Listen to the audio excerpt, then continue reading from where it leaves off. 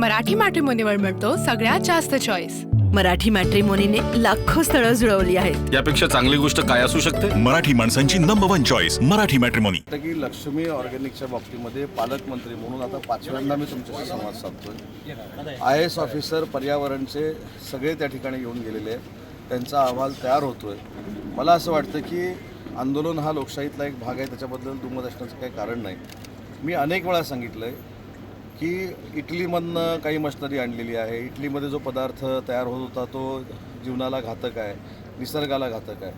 असा निसर्गाला घातक असलेला पदार्थ जर त्या ठिकाणी बनवला जाणार असेल तर त्याच्यावर पर्यावरण विभाग आणि उद्योग विभाग बॅन करेल, हे पुन्हा एकदा 5व्यांदा मी सांगतोय।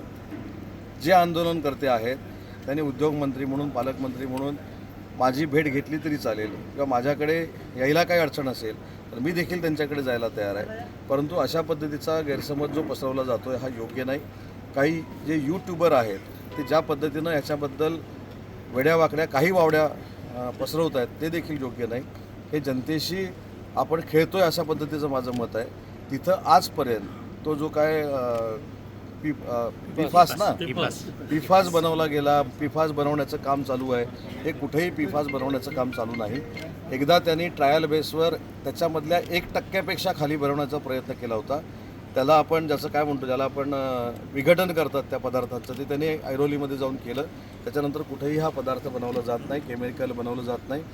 आणि जर पर्यावरण विभागानं या सगळ्या गोष्टीच्या बाबतीमध्ये निर्णय घेतला तर जो पदार्थ बनवला जाणार ही चिपळूणकरांच्या मनामध्ये शंका आहे आणि रत्नागिरी जिल्ह्यातल्या लोकांच्या मनामध्ये शंका आहे। त्याच्यासाठी त्या केमिकलवर, त्या पदार्थावर बंदी आणली जाईल आणि बंदी आणलेली असताना जर दादागिरी करण्याचा कंपनीनं प्रयत्न केला तर कंपनीवर देखील कारवाई केली जाईल।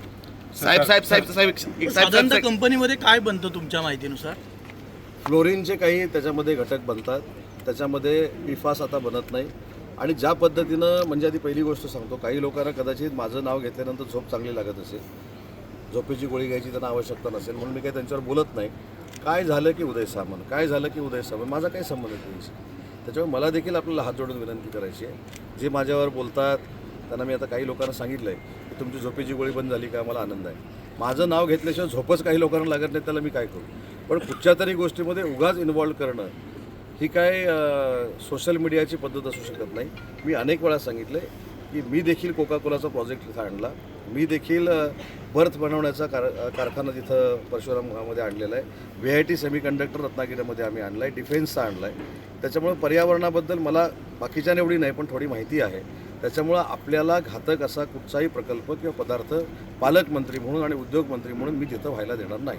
या संदर्भामध्ये नक्की आम्ही त्याची दखल घेऊ, आता ते बोलणं योग्य नाही। दखल घेतल्यानंतर आपल्याला साहेब, महानगरपालिकेवरून एक प्रश्न आहे। काल चिंचवडमध्ये उपमुख्यमंत्री अजित पवार यांनी स्टेटमेंट केलं आहे की जे काय आहे ते माझ्या काकांच्या पुण्याईमुळे आहे, येणाऱ्या काळामध्ये निवडणुकीनंतर जर दोन्ही पॉवर एकत्र राहिले तर महायुतीमध्ये त्यांचं स्वागत होईल का? मला असं वाटतं की आता अजित पवार जेव्हा चिपळूणच्या दौऱ्यावर येतील तर हा प्रश्न त्यांना विचारला तर त्यांचे पक्ष कुठे जाणार मी कसं सांगू ना। पण एखादं कुटुंब जर एकत्र येत असेल तर त्यांना शुभेच्छा। मराठी मॅट्रिमोनीवर मिळतो सगळ्यात जास्त चॉईस। मराठी मॅट्रिमोनीने लाखो स्थळं जुळवली आहेत। यापेक्षा चांगली गोष्ट काय असू शकते? मराठी माणसांची नंबर 1 चॉईस मराठी मॅट्रिमोनी।